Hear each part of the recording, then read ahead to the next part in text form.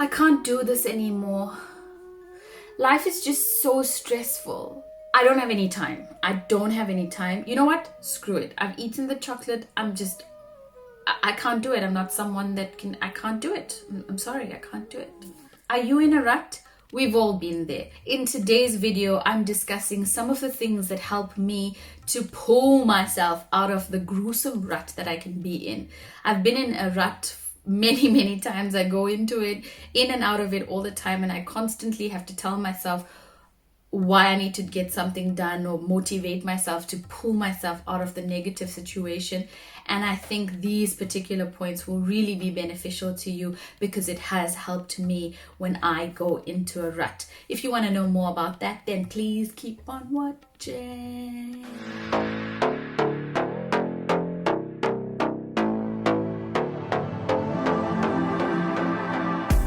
Hey Royal Family, my name is Roanna Moodley. Thank you so much for joining the front row. And as usual on a Monday, this is your quick fix on some wisdom.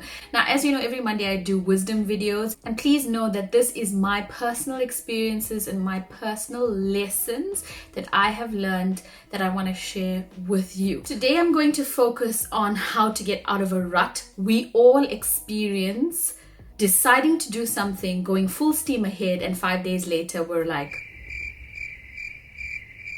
I can't do this anymore. I'm far too stressed. So I'm here to help you with that.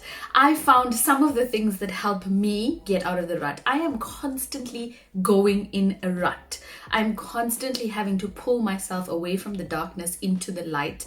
And I'm constantly trying to find a solution to keep on going and to keep the momentum and to kind of keep it consistent. So these are some of the things that I do to help me to stay out of the rut. I often have a problem when I decide to do something and then suddenly the universe is almost testing how badly I want it.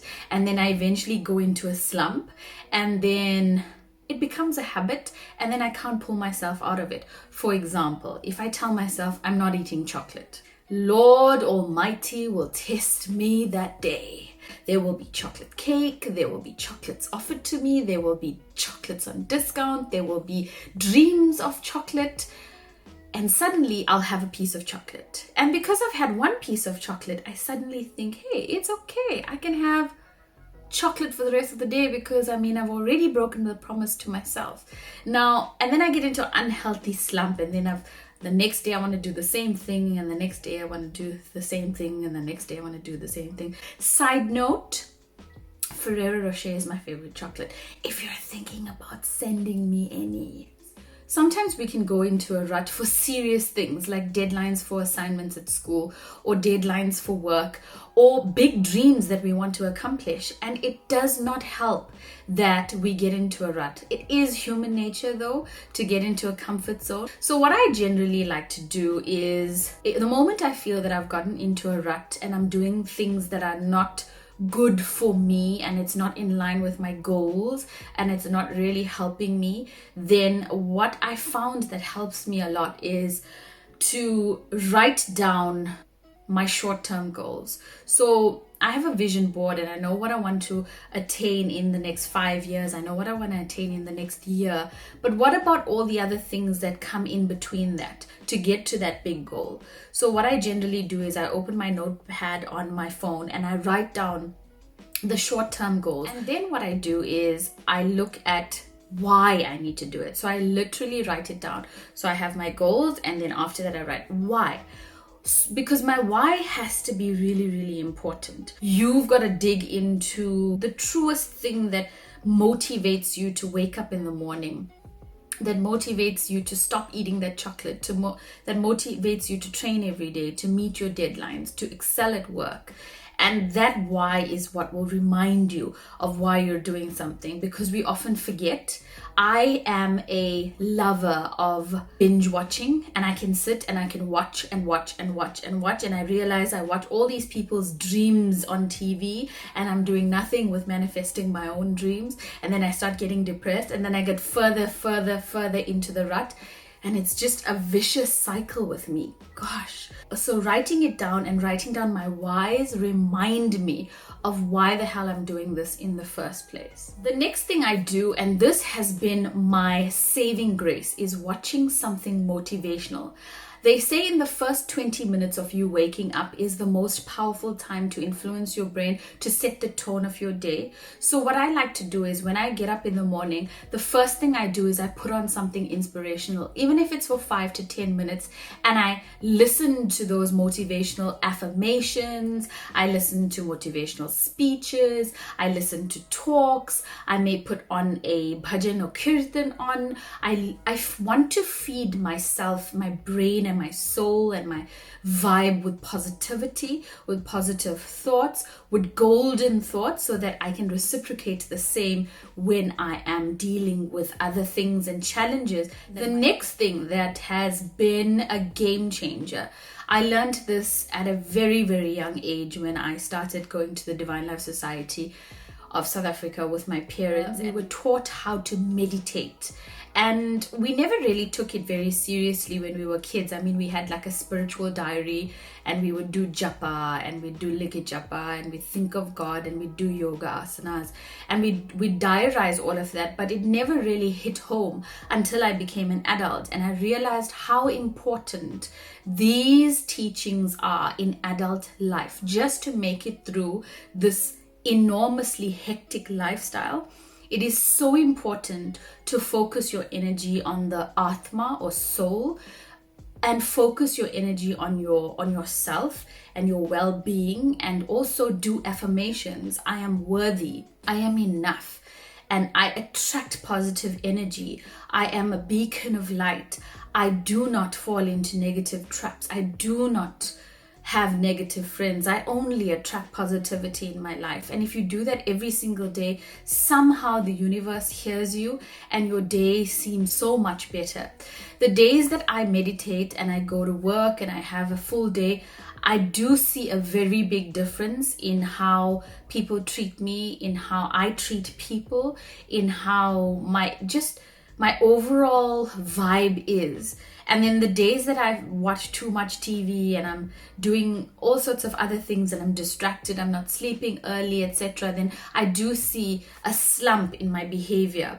And that's why I feel meditation is such a good practice for your upkeep. Sometimes it might be difficult to sit in one position for a long time. There's so many different forms of meditation. You could possibly walk up and down and be in an awake state of meditation, and that will help you as well. It's just something that clears your thoughts and it helps you to program yourself. Everybody needs a recharge, and this is really a method to recharge your soul and reignite that the truest, purest form of yourself. What I'd like to do next is practice yoga or some sort of exercise. I find that when you are stressed out or you get into a rut and you're starting to feel a little bit negative about life and things and stuff around you, then it's always nice to do some sort of exercise to make you feel less stressed, and also to train your mind to have grit. I find that when you are always training and you're pushing yourself to be better in an exercise regime, your brain starts feeling a little bit stronger, and your brain wants to be more determined and it wants to fulfill your goals. Even a simple thing like yoga, stretching out the arms, stretching out the legs, stretching out the neck area really does wonders for flexibility. But more than that, what I found is that when I do just a simple Surya Namaskar, it makes me feel so happy inside my heart. It makes me feel happy from my soul, and that happiness is what I exude. I really do appreciate, and I'm so grateful for growing up in a home that has taught me how to do yoga at a young age, because it truly is something that is a great gift to our bodies and our minds and our soul. And it really is the solution for us to get our minds ready and to push ourselves out of the rut and to really achieve our goals. Yoga also balances the way you think. It centers you. You don't get agitated very easily. With the practice of yoga every day, it can make you feel very, very peaceful and very, very centered. Then the next thing I do is I read the notes that I have written down. What do I need to get done and why do I need to get it done? If I read that consistently every single day, I am consistently reminding myself of what I need to do and why I need to get it done. And that reminder is vital. What I like to do is I stick it at the top of my phone, or I have a chart that I look at. You can even stick it on the fridge. Stick it on a place that you look at all the time. And then your subconscious registers it and it becomes easier for you to do what you need to do. And the last thing I try to do is really just focus on getting through the day. Getting through each day will eventually lead you to getting through your ultimate goal. Because if you did everything that you needed to do for today, according to your short-term goals, then tomorrow is another day and you can fulfill that. If you just focus on getting through each day, it doesn't seem too overwhelming and it becomes a little bit easier. And before you know it, when you look back a month later, 6 months later, a year later, you will have accomplished major goals. Being in a rut is such a stressful situation to be in, and sometimes you can be in a rut and it can go on for a long time.